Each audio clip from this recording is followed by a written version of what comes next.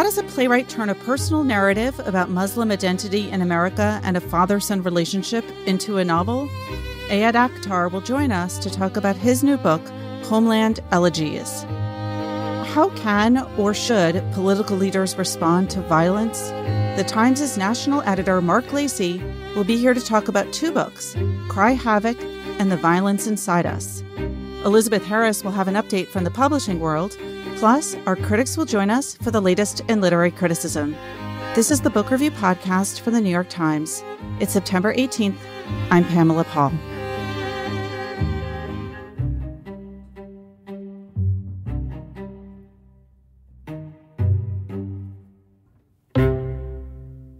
Ayad Akhtar joins us now from the Berkshires to talk about his new novel, Homeland, Elegies. Ayad, thanks so much for being here.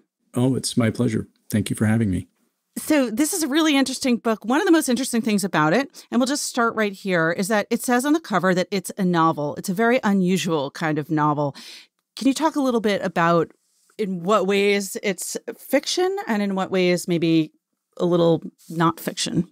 Well, the epigraph, the quote at the beginning of the book is from Alison Bechdel. It's, I can only make things up about things that have already happened.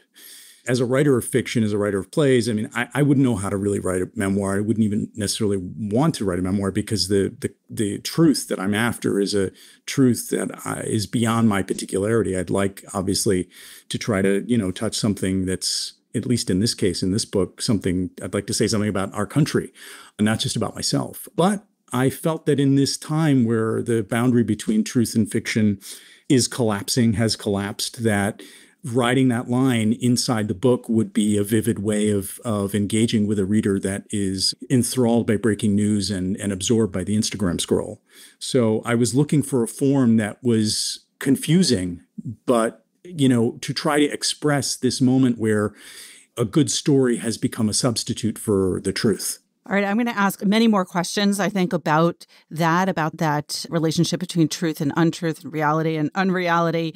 But I think first, to give listeners a sense of why that is such an interesting facet of this book, talk about what's in Homeland, Elegies and maybe where you start the book. Sure. Well, I'm trying to tell the story of my parents and their generation of immigrants and really what happened to them and to their kids, like myself, over the course of the last 50 years, say. And, there's a lot of encounters along the way. There's a lot of things that happen, many facts taken from my life that are, to anybody with a Google, doing a Google search could verify, but a lot of things which are more private, relationships that my parents had and their connections to various events in our history. I think the second chapter of the book is really my father in the book is Donald Trump's doctor for a few years in the mid-90s. And that becomes it's the beginning of a kind of bromance, at least from the perspective of my father in the book, who over the course of the campaign in 2016, because of his prior experience 20 years earlier with Trump, is a supporter of Trump's candidacy. And so that sets in motion a series of events and reflections and conflicts between the narrator, myself, as articulated in the book, and my father, as articulated in the book. From there, we move to other things as well, but that's sort of where the book begins. An editor at the Book Review and I were talking about your father, the character in the book, as a kind of journalist's dream. It's like, this is the guy. This is like the one person who sort of encompasses all these things, and you want to ask him 100 questions. And so, I mean, and again, here we're going to get to that question of fiction and nonfiction and what's true and what's not true.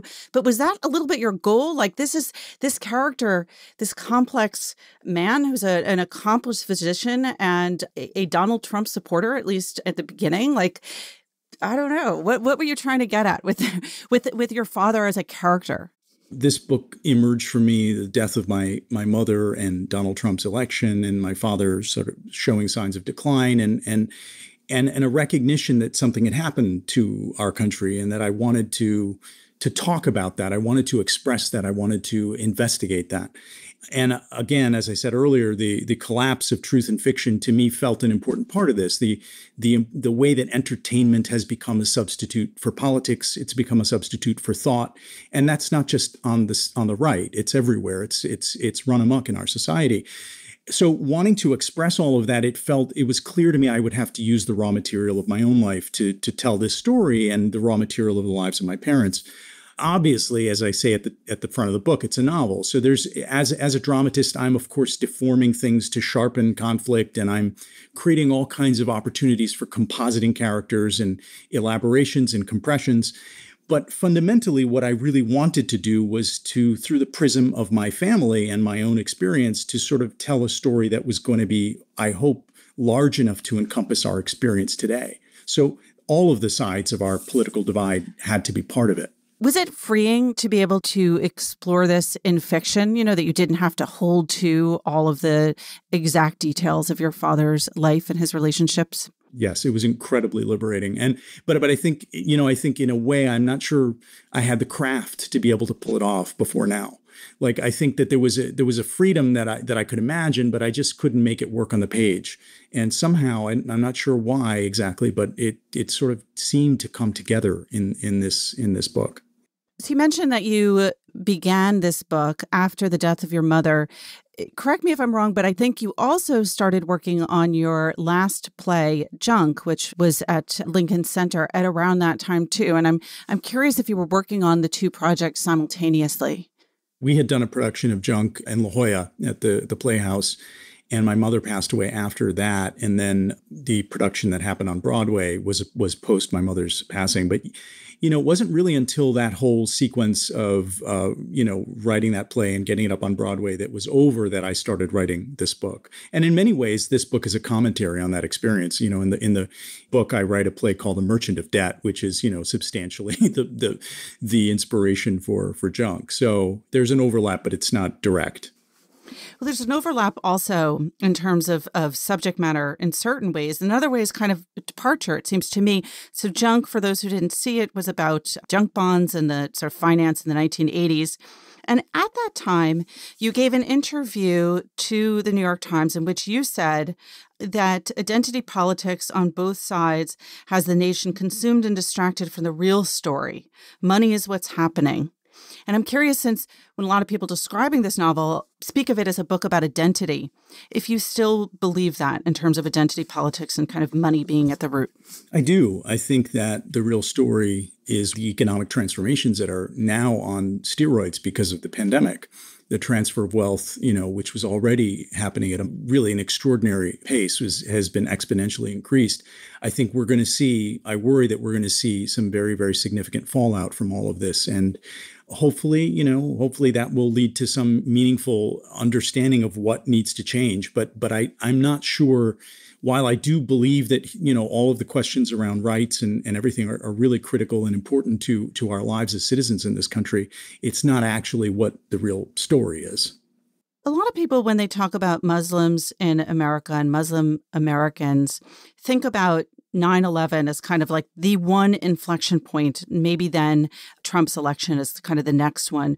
One of the things I think is so interesting about your book is that you begin well before that and talk about, the major shift in terms of the Muslim American experience in America that began with the war between the Soviets and Afghanistan. Can you talk about that and why that moment was so pivotal?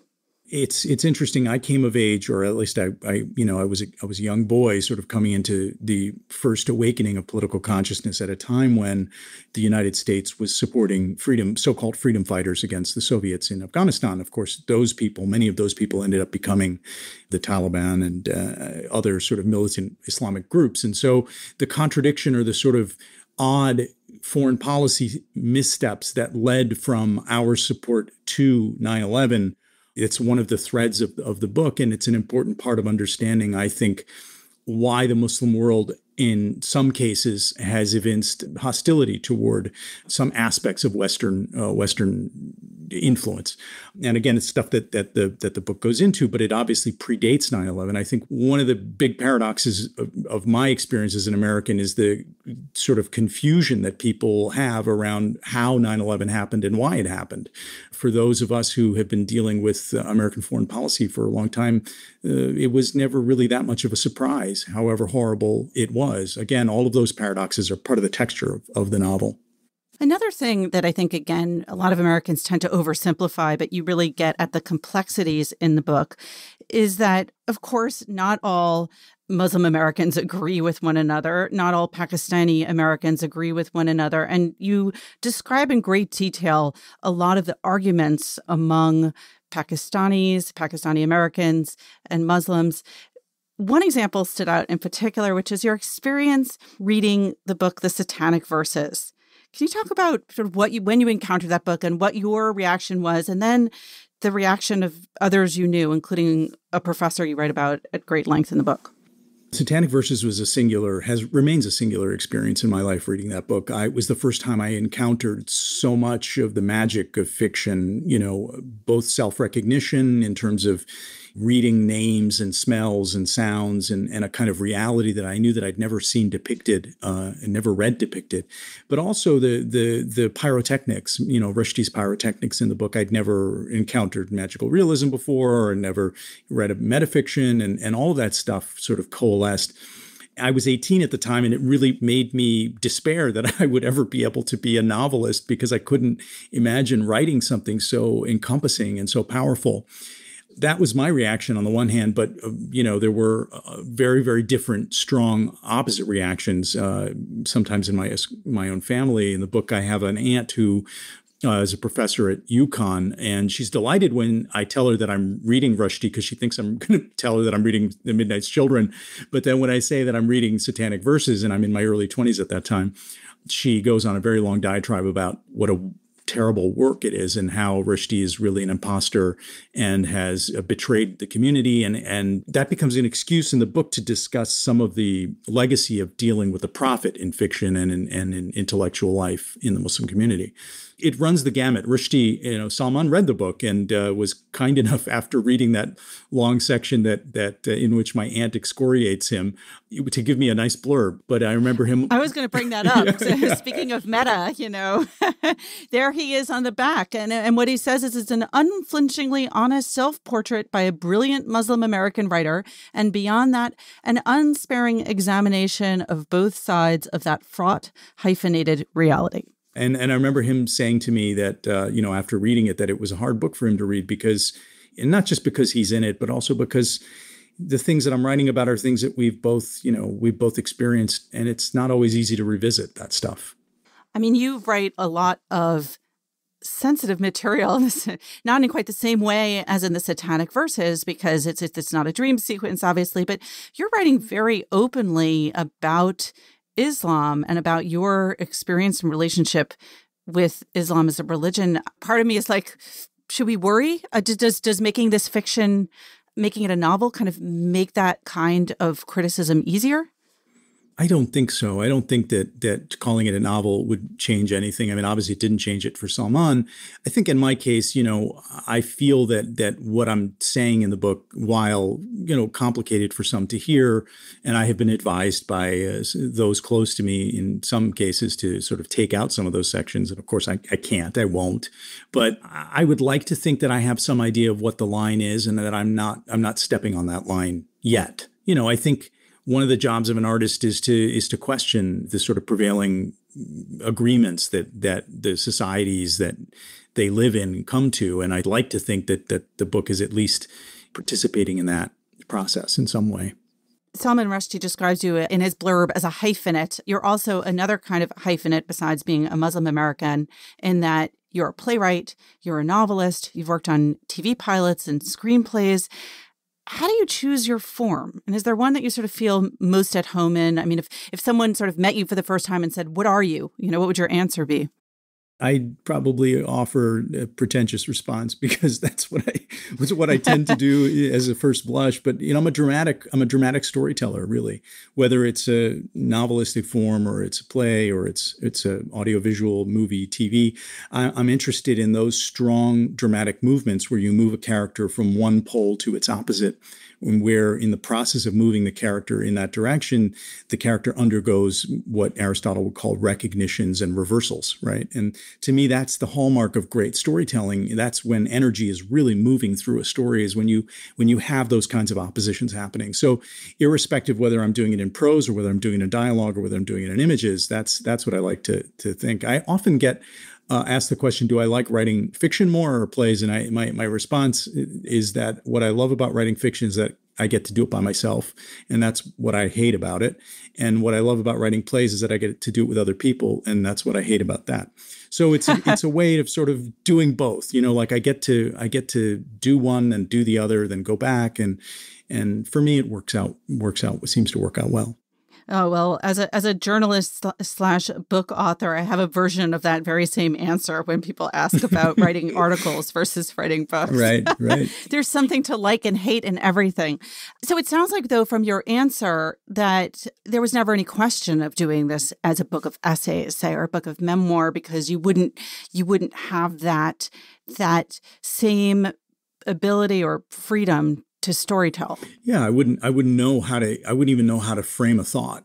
The only way that the thoughts emerge in this book is through that movement of the characters and the shifting of their fortunes. I'm a fiction writer, so I wouldn't even know how to frame a nonfiction essay or nonfiction version of it. I would feel too constrained, I think. To bring this back to my first question about, the reality and unreality of this book and sort of why it becomes such an important and even emotional one for the reader, at least in my experience, talk about the opening anecdote with your dad and Donald Trump, because I think that then people will understand why, as a reader, you're constantly left sort of unsure of your footing, like wondering, is this true? How much of this is true? What's true? Tell me exactly, and perhaps if you just tell that story, people will get a sense of that. So the book tells a story in which my father in the mid-90s, as he is also sort of undergoing some problems with debt and some problems with, buying real estate and losing a lot of money just post-Reagan and on all of that, he ends up as a world specialist of this rare arcane thing called Brugada syndrome, ends up being a consultant on Trump's medical team to try to understand what's going on with some heart rhythm issues. And so in the course of this narrative, my father in the book ends up having a lot to do with Donald Trump for a period of time. I mean, really somewhat casual. Is not really, they're not intimates or anything like that. But in the course of that process, becomes enamored with the man and becomes enamored with his lifestyle. And, it leads to some pretty significant consequences. My father ends up coming to New York on a regular basis, even once he's no longer seeing Trump, and sort of reenacting kind of some of the stuff that he used to do, and stay in the Plaza Hotel and go to some of the restaurants that he used to go to. And he ends up carrying on an affair with a prostitute in New York. Anyway, so this goes on, and this lasts throughout the course of my family's lifetime. And an important touchstone to which the book returns on a few occasions, notably in its climax. So, yeah, I think that people seem to feel it has the ring of memoir, in the sense that it really, maybe it's the specificity, maybe it's the fact that in most cases I am actually reporting fact, but again, deformed just enough that I couldn't call it nonfiction. And I'm not sure that I would want to, because I'm doing something else here. By calling it a novel, I'm holding myself to a different standard of truth. I'm not interested in the merely anecdotal, because I'm trying to get my arms, and the book is trying to get its arms around what's happened to us as a country. And maybe this is what makes it so powerful. The reader is left desperately, or at least, again, this reader is left desperately wanting it all to be true, and wanting verification. And I have to imagine that, again, that's deliberate on your part, that you want to get, you want the reader to sort of feel like there's an emotional investment here in the idea of truth. It was clear to me that in my hands, a sort of straight third-person narrative that was going to tell a good story, in my hands, I would not be able to do justice to the political realities that we're living through. That fiction, as far as I could practice it, was not going to be able to comment meaningfully or get its, as I said, arms or its teeth into today. this was the form. This was the only form that I started to understand would be able to do that I could voice the actual, I could speak directly to what we have become, not metaphorically, but with an immediacy that readers would recognize from their own experience. As I said earlier, our obsession with breaking news, or our obsession with the absorption in social media, that kind of neo-reptilian clickbait mentality. That's present in the texture of the book, and part of what you're describing is that's by design. Well, I am obsessed with this book. So thank you so much for being here. Thank you, Pamela. The book, again, is called Homeland, Elegies, a novel by Akhtar. He is, of course, the Pulitzer Prize-winning playwright of Disgraced. He also wrote the play Junk and of the novel American Dervish.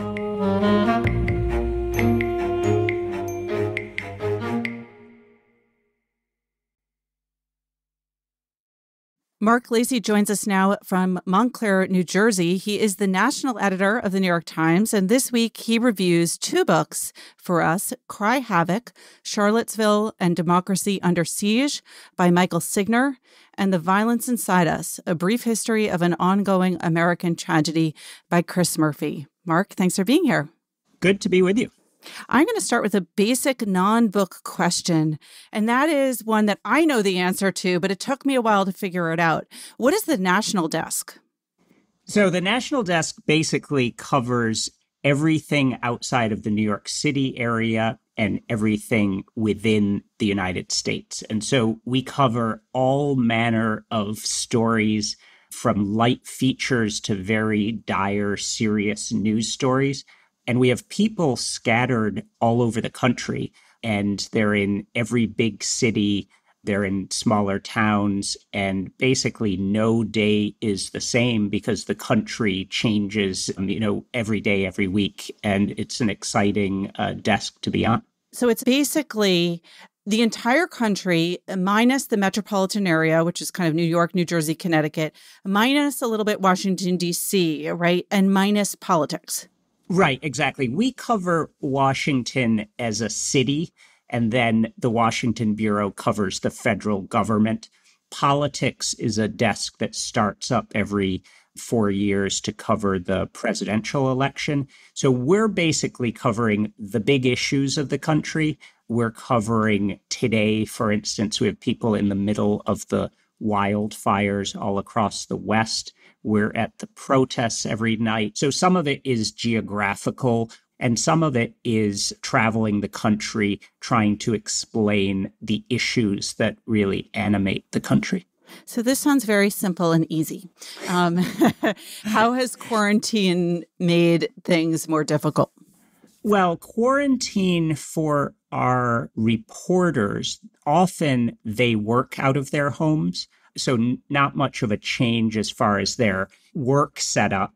It's been tougher for them to get around. And then for the editors who try to coordinate things in New York, we're now scattered all over the country. Some of my editors are on the West Coast right now. I don't even know where some of them are, but we are constantly, as I'm sure you are, we're constantly in Google Hangouts, and we're constantly on Slack and trying to keep track of the flood of news electronically. So I remember a few years ago, I was talking to one of your deputies about life on the job, and it was one of those periods of time where it just felt like there was, shooting after shooting after shooting, and the way in which this can weigh down on writers. So naturally, we thought when we had these two books, what better way to weigh down on you further by not giving you, a debut short story collection to review. But I guess, have you looked at two books that you're kind of dealing with these issues already in your day-to-day job, although presumably these two books offer a kind of deeper look. And I just want to go through the two titles again, and then we'll talk about each one. So Cry Havoc is about Charlottesville by Michael Signer, the former mayor of Charlottesville, and The Violence Inside Us by Chris Murphy, who is a senator from Connecticut. How does your day job kind of inform the way you looked at these books? Was it instructive to read these accounts from two of the political leaders who were dealing with these situations? It really was fascinating. So I approached the two books pretty much thinking I had edited dozens of stories about both of the topics that these two books were dealing with. So I figured I knew a whole lot, and what possibly could these two politicians tell me that I didn't already know? Both of these politicians have been quoted in the New York Times numerous times, so their voices have been on our pages. So I guess I didn't know what to expect. I was pleasantly surprised, I have to say. I read each one, from beginning to end, and I was curious where they were going, and I found them both fascinating, I think for different reasons, but it was not a drudgery, and even someone who was really steeped in the tragedies behind each book found them really interesting. Some of our listeners may not be familiar with what happened in Newtown, Connecticut in 2012. Because it was a while ago, and many of our listeners are from around the world. So describe for those listeners what exactly happened. So school shootings have become, unfortunately, just such an awful part of American life, and they happen all the time. They're regular now. Back in 2012, what is still considered one of the more horrific school shootings that we've ever had took place in this small place in Connecticut, and it was Sandy Hook Elementary School, and Newtown was the town. And basically a troubled young man, a teenager who had a lot of guns at home, walked into this school and opened fire, and 26 people were killed. I mean, most of them little children, some staff people were killed and injured, but just imagine that parents dropped their children off at elementary school and then saw on the news that a school shooting had come to their elementary school. So it really was like a chilling moment across the country. It attracted everybody's attention. Eyes were glued on TVs that day. Politicians were getting actually choked up. President Obama was president at the time, getting choked up as they spoke about it. And everybody who has a child, I think, was touched by this. Everybody was moved that day. And how did Chris Murphy, who is a relatively newly elected senator from Connecticut, how did he respond? Well, so what's really interesting is he gives some information on how he first heard about it. And so he's a busy guy, a senator, and is away from his family quite a bit. And that day, his little son had wanted to take a train ride. And so they were at the train station, and it was so important to the little boy. And that's when he heard about the tragedy from an aide. What I loved was just a little bit of a personal parenting moment. You don't necessarily hear that. He didn't necessarily say that at the press conference that he rushed off to. But his son will probably never forget that moment either. He was disappointed Dad had to run away on this special day. But his father told him that kids had been injured and I have to go help other children. And his son seemed to get it. One of the interesting things about these two books is the contrast between the way in which a political leader grapples with a tragedy in their own area of jurisdiction. And in general, would you say, because there is a contrast here, was Chris Murphy lauded for his response to the tragedy in terms of how he responded on that day and then moving forward in terms of policy? Yes, absolutely. He was viewed before this as a senator who was fine, just okay, not passionate. And he acknowledges as much. And I think with this issue, he found his issue. He found an issue that burned inside him. School shootings and gun control and just, the violence that takes place in America became his issue. And he turned into just a real activist senator on this issue. And no matter where you are on the political spectrum and no matter what you believe, you want politicians who believe in something and push for that thing. And I think this is the tragedy that turned him into that sort of leader. All right, let's turn to the second book and the second political leader, former mayor now of Charlottesville, Michael Signer, and his book is called Cry Havoc, Charlottesville and Democracy Under Siege. So again, for people who don't remember, although it's not quite as long ago as Newtown, describe what happened in Charlottesville in 2017. So a fascinating development in this college town in Virginia, where there are protests going on, not unlike the protests you have going on now, led by mostly Black activists. And there is a response. A Unite the Right rally is called, and white supremacists show up in this town in large numbers. And these groups clash there on the streets. And in the end, one of the protesters is struck by a car intentionally, is what the courts later found, by a white supremacist. And so what you have here is just an awful, violent day. People are chanting awful things and people are speaking very openly about white supremacy. And it was there for all to see. President Trump got involved, if you remember, and said some comments about how there were good people on both sides. And that still sort of haunts him a little bit, sympathizing with the white supremacist group that was there. So an awful stain in our country, an ugly time for Charlottesville. And the mayor was right there in the middle of it. And how did Signer respond, the mayor? One thing that's fascinating is the lead up to this, things that I didn't really know about. So cities have to give permits for protests to happen. And so groups, even white supremacist groups, apply for permits. And so the city was behind the scenes, and he discloses this, was discussing how to deal with the permit from the white supremacist group, whether to give them the permit and how to respond. And in the end, they decided to give a permit, and they didn't think through enough how to keep the counter protesters who were going to show up there apart. Crowd control was not thought through enough. The police response was not thought through enough.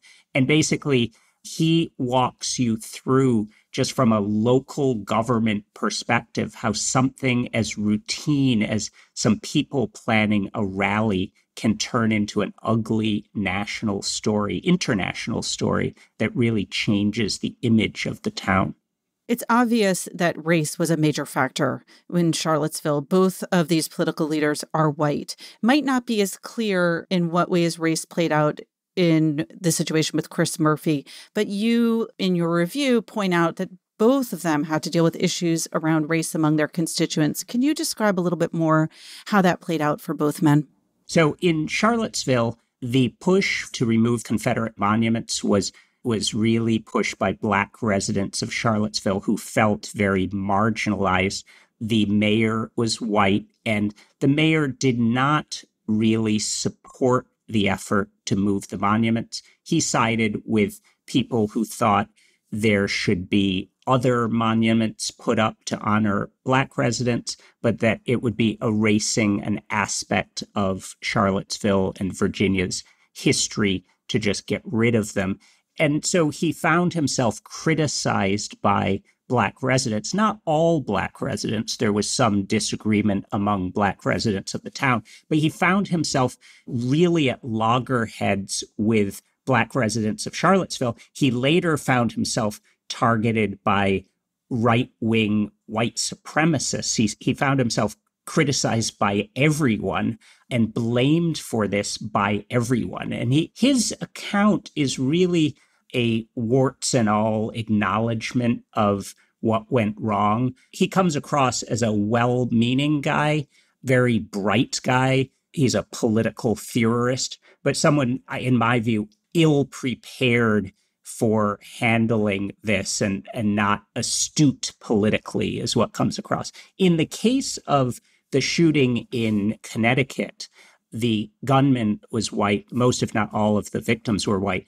But Senator Murray takes on the issue of gun control and gun violence in Connecticut.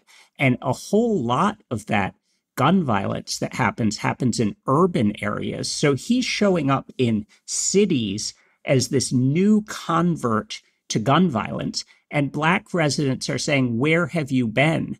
Our people have been experiencing gun violence for generations, and it takes the shooting of some white kids to get you onto the cause. And so he had to acknowledge that and deal with that. And so race comes up with both politicians. So we've talked a little bit about how they responded as leaders, and now I want to talk about them as writers, because they both obviously have very compelling and important stories to tell. To what extent did they succeed as storytellers? How good are the books? Political books written by politicians, and I read a fair number of them, are often pretty poor books. Oftentimes they're way too self-promotional.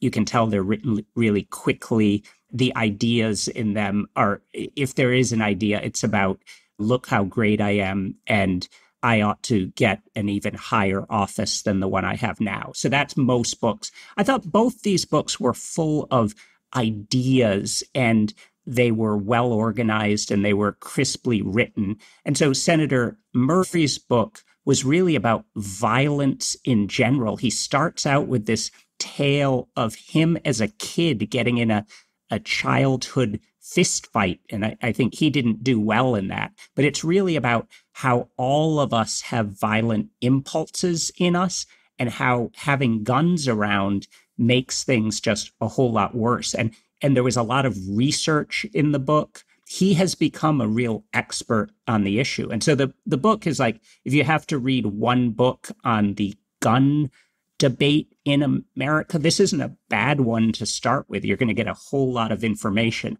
And then the book about Charlottesville, the former mayor's book, he's in the weeds telling you a lot about what happened, but then he's taking a step back and putting it in context with the First Amendment and the Founding Fathers and political theory, and zooming in and out, and I think quite effectively. And so you feel as though you're learning a whole lot about what went wrong in this town, but he's helping you realize that our government, our Constitution, a whole lot of things that we take for granted are also part of the debate over when rallies like this happen, when clashes happen. And they're happening every day now across America. So that's a good one to read, to just sort of understand these rallies are complex things, and they're harder to sort of combat, they're harder to control than you would imagine. So when you think about the subjects of these two books and the other areas that you on the national desk have to deal with, whether it's the wildfires raging right now on the West Coast or the coming hurricane season, which I guess is supposed to be one of the most dangerous and active on record, it will perhaps not be a total surprise that your desk has turned to poetry. And I just thought you could talk a little bit about that. Our morning meetings can just be really these awful things where we're jumping from one awful story to another awful story. We have some very literate souls on our desk, and we were discussing poetry one day, and I said, why don't we read a poem? And so someone pulled out a poem, and the next thing you know, it turned into a daily tradition. And it is a wonderful respite from the awfulness that we have to cover. Sometimes someone will pick a topical poem. Very often they're going back hundreds of years, and the poems are about the beauty of nature and love and things that warm your heart and take us a little bit away from the awfulness that we're covering. Marc, we'll get you a book of poetry to review next time. Thank you, Pamela. Marc Lacey is the national editor of the New York Times. He reviewed two books this week in the book review: Cry Havoc, Charlottesville and Democracy Under Siege by Michael Signer, and The Violence Inside Us, A Brief History of an Ongoing American Tragedy by Chris Murphy.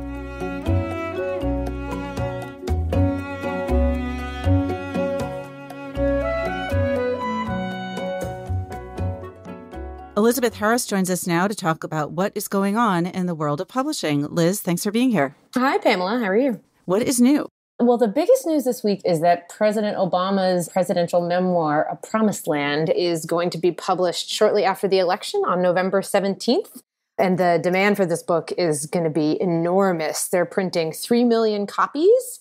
They're releasing it in 25 languages at the same time, including, we've got Chinese, Arabic, Spanish, Finnish, Czech, Vietnamese. And they are printing so many books that they're going to print about 1 million of them in Germany and then have them shipped to the U.S. market. They have 3 special boats all ready to go with 112 shipping containers that will just be filled with President Obama's books. So, first of all, this is from Crown Publishing, which is part of Penguin Random House, which is the biggest of the big 5. How are they handling the printing of that book? I mean, you mentioned Germany, but still, given all of the demands on printing this fall. Germany is a big piece of it. So then they have 2 million left to go for the U.S. market. There's a printing plant that was supposed to shut down that's going to stay open a little bit longer, especially for them. So the book is really big. It is 768 pages long. And Penguin Random House said that because it's so big, you need special binding equipment for books that long. And there's not actually that much competition for the binding equipment, at least. So there are some places where it's obviously it's going to be competing against a lot of things, but in certain ways it's okay just because it's a uniquely ginormous book. All right, let's talk about Obama's publishing history. His first book, of course, was Dreams of My Father. What was the advance for that? How many copies did that sell? What's the story there, and how does it compare with the publishing story so far on this book? He signed a contract with Simon & Schuster in the early 90s to write this book. And, he had a lot going on. And I think he may have been in law school at the time. And he didn't finish it by his deadline. And Simon & Schuster dropped him. And so... Major regrets, I'm sure. Whoops, yeah. So his agent took him to Times Books, where a man named Peter Osnos, who's still in the business, published him and gave him a $40,000 advance. He finished the book. It published in 1995. It sold some copies and then it kind of went away, as he told me. And then when Obama's profile started to elevate, the book started to sell. And now it has sold more than 3.3 million copies. And his next book was The Audacity of Hope, which was published in 2006. And that has sold 4.2 million copies. And I mean, that's enormous for publishing. I mean, a book that sells 100,000 copies is considered a big hit. So this is, the Obamas are really in a league of their own, including Michelle Obama, whose book Becoming has sold 8.1 million copies in the U.S. and Canada so far. So he's got stiff competition from his wife there. Oh, he does.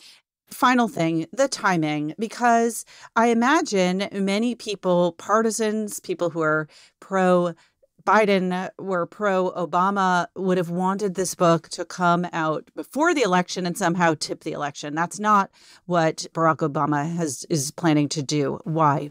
No, yeah, it's coming out 2 weeks after the election. Not that we'll necessarily know who the next president is going to be, but the election itself will be over. And the spokesman for his office said that he wanted to focus on getting Joe Biden reelected. And, the idea of having, promotional obligations for this book when he wants to be focusing on the campaign was just not something they were going to entertain. Liz, what do you as a reader most look forward to finding out in this book? Ooh, good question. One thing they sort of teased in a statement he provided was talking about his and Michelle's personal journey. I don't know. What are you most curious about? Well, I'm allergic to the phrase personal journey. So as long as he doesn't phrase it that way, I'm looking forward to that component. I think I just always long for the unvarnished, please just speak to me like a human being and not like a politician version of events. I would love it if he did that. Some people, when they leave office, they put that hat down entirely and will really tell you like it is. And others sort of continue to have a very politic approach forever. I like the sort of down and dirty version. So I'm really hoping, just in terms of voice and opinion, to kind of get a sense of what was that really like? What did you really think? And, jumping off of that, one thing I'm curious about is how he is going to talk about, the experience of being the first Black president and sort of race and how that, impacted all sorts of things in his presidency. Because it always felt like he was a bit constricted in what he felt like he could say when he was in office. And I wonder if that'll be something he feels like he can be more frank about now. I wonder, too, actually, if that will be more in the second volume, but perhaps he'll take it post-presidency and talk about how, I don't know, maybe since he's left office, the intensification of certain events and movements in this country will have perhaps caused him to shift his thinking in certain ways around race. But Liz, we're not writing this book, so I guess we'll just have to find out what he says for himself. This is true. All right, Liz, thanks so much for being here. Thanks for having me.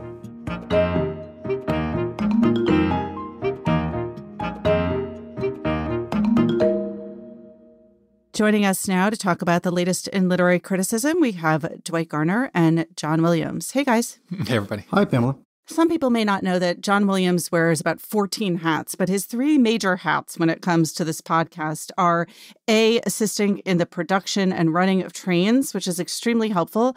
B, he's part of our What We're Reading group. But C, John also occasionally writes book reviews for the Book Review and also for the Daily New York Times. So I'm gonna break in and say that I consider John the Fred Astaire of literary editors in America. He's edited me and other people, the other daily critics, for a long time, and he's a brilliant editor. And when he writes, he's even better. That's right. That's right. Thanks, so, Dwight. Yeah, John, you can't say anything yet. We're still talking about you. But I do want to say that, so on this particular show, John is here in, I think, at least three capacities. He is here as a podcast person, he is here as Dwight's editor, and he is here as a literary critic in his own right. So, John, you can say, like, hi 3 times. Just happy to be here in every capacity. All right, let's start with Dwight. What did you review this week? Well, I reviewed one of the worst books I've ever read, which is, saying a lot because I've read Dan Brown. And I've read, I've read a lot of things. Anyway, it's a book called Inside the NRA. And it's one of these tell-all accounts. The guy who wrote it is Joshua L. Powell, who was the second in command of the NRA for 3 years. He was Wayne LaPierre's assistant, then became the chief strategist. And he was pushed out, and now he's written a book about all the problems with the NRA. He says it's basically broken, it's poorly run, it's in debt. And he sort of dislikes the rhetoric. But, he was forced out, and he sort of liked everything about the NRA until he was forced out. And he writes about it all, like, the thrill of the school shooting day and fighting back against, the liberals. And the book just, A, it's poorly reasoned. B, it's written in this style in which every other word is a cliche. I had a really hard time with it. Sounds like you really enjoyed it. Well, sometimes, someone said I forget, I think it was the lovely food writer Laurie Colwin who said there's something magnificent about a truly disgusting meal. And there's something similar about a truly bad book sometimes. Do you think it's easier to write a pan than it is a rave? No, it's harder to write a pan. A, because, the New York Times takes its fact-checking very seriously. And if you're going to write a pan, if you get even one little thing wrong, then the writer will come back and say, well, if Mr. Garner doesn't know that the bullet size of this gun is blah, blah, blah, not blah, blah, blah, and how could he pretend to understand? So you have to nail everything down in a negative review, A. And B, you want to be convincing. And it means finding the exact right things to pull out, and it's just I find it harder to do. If you're writing positively, sometimes if you do it poorly, at any rate, you just the good vibes kind of wash over you, and if you make the right noises, throw around words like magisterial or and it just gives the whole thing a rosy glow, and you can just exit politely. I think that for people who are not hardened literary critics like you, Dwight, they might have thought, I like it. They might have thought that you would have said, no, it's harder because of, feelings. But that's not the case, it sounds like. You don't care. Well, it can be. I will admit, I don't have many feelings for Joshua L. Powell, who he may be a lovely man, and I don't mean to suggest that he's not, except that reading his own words, he doesn't seem like a lovely man, and it's just not a well done book. But you do think all of us have friends who are writers and who are in the book world, and we know what a negative review can mean to someone. But it's. It's what I'm paid to do. And if there's just a really bad book, sometimes you have to just say, this is a really bad book.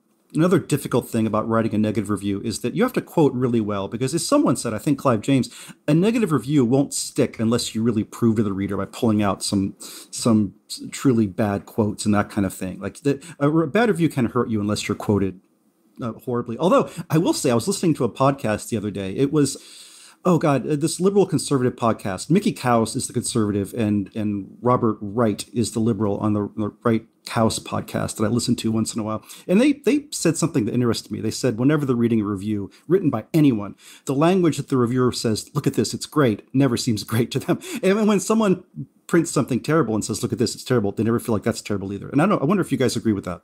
I actually think it's much harder to convincingly quote something positively, because if you feel the Powell book is an outlier because he's not really a writer. First and foremost, he's just someone who had this experience and he's writing about it. But often when you pan something, you're very confident that it's terrible. And so you can kind of pick out these real groaners. Whereas if you really love something, it can be hard to take something fairly small out of it and out of the context and convince people that it's all that great. And I feel the same way reading reviews too. I agree with that. That brings up another interesting point, which is, a lot of these books, like you said, Joshua L. Powell is not a writer. This is not what, I assume he had a ghostwriter, but I didn't see any indication of one, or at least someone helping him write it. But I didn't notice that in the book. But a lot of people just aren't professional writers. And reading this book, there were so many cliches and they bothered me so much. And it's occurred to me, and I think I've said this in print once before, but I think it's time for a simple kind of computer program that will run through a document. And if you see the words fish and out of water close together, it will flag it. If you see the word paint and the town red close together, it will just flag it. And there's just no excuse in my mind everyone uses a cliche once in a while. They're needed once in a while. They're there for a reason. But so many books are just so filled with them. And I can't believe that in this era, this still could happen to anyone.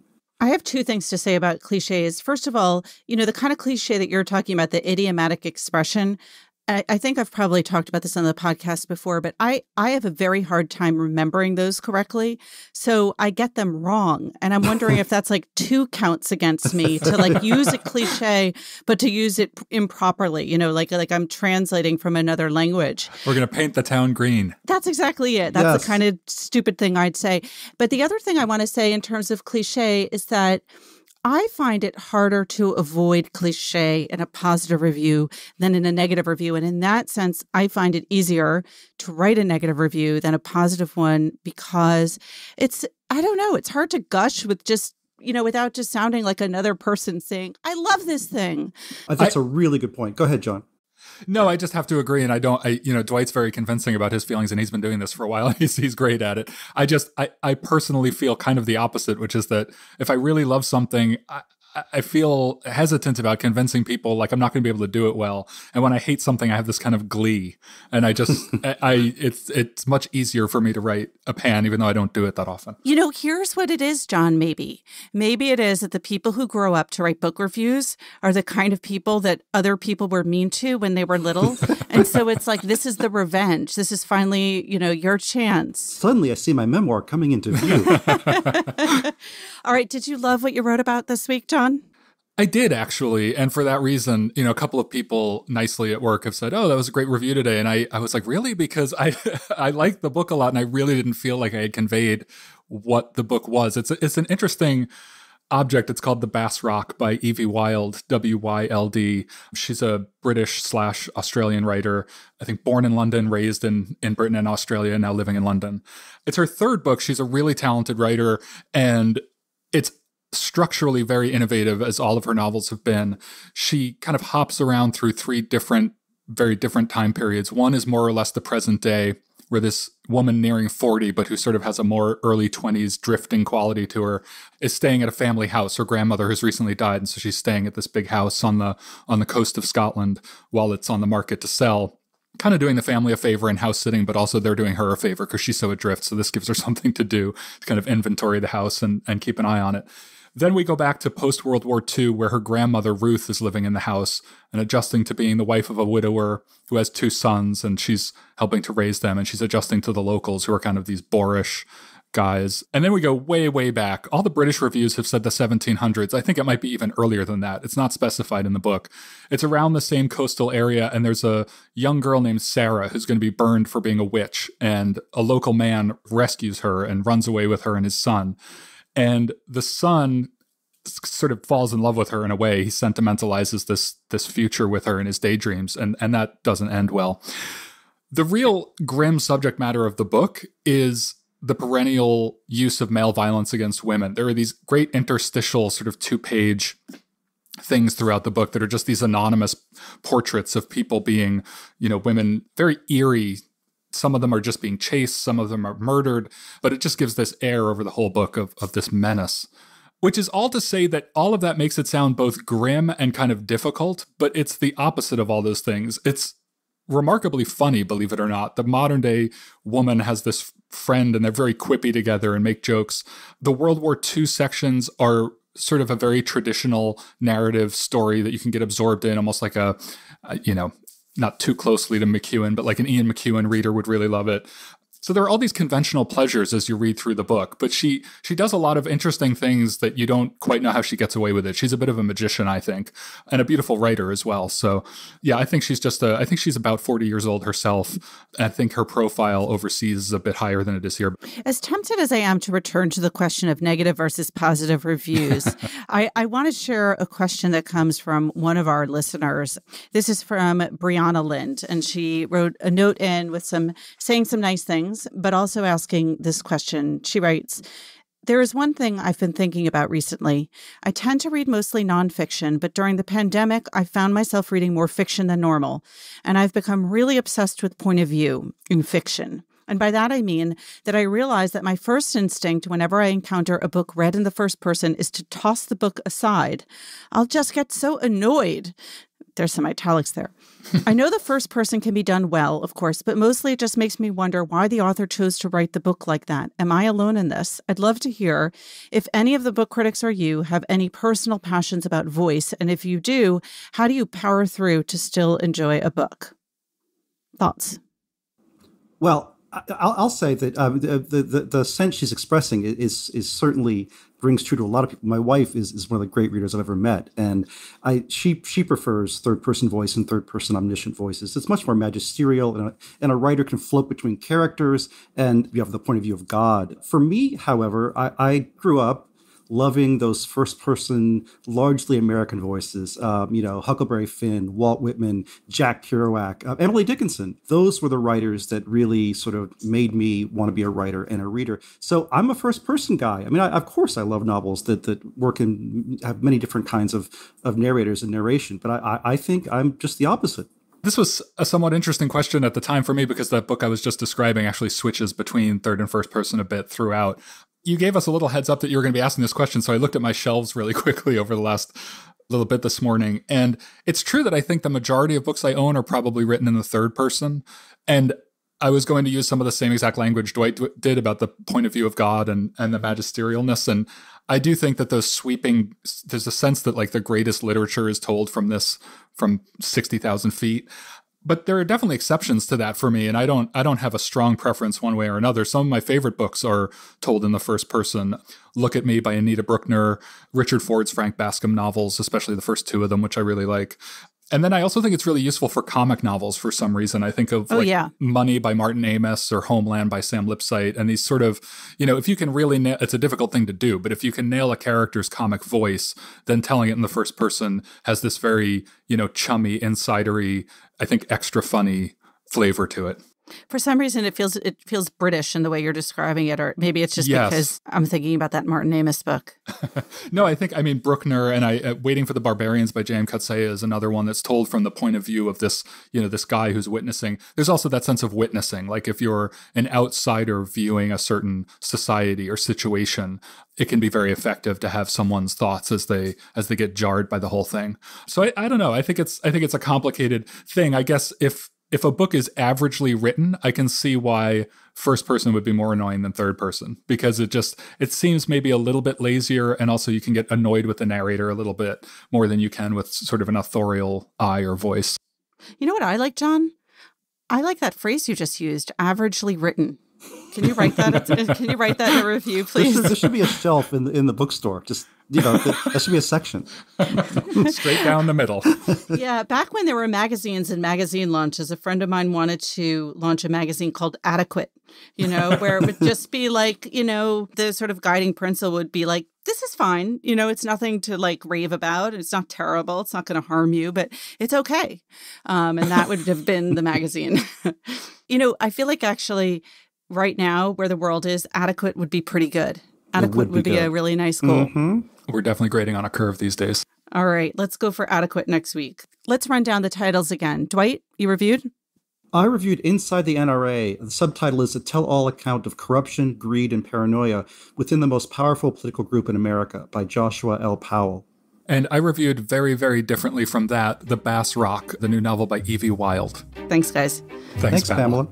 Remember, there's more at nytimes.com/books.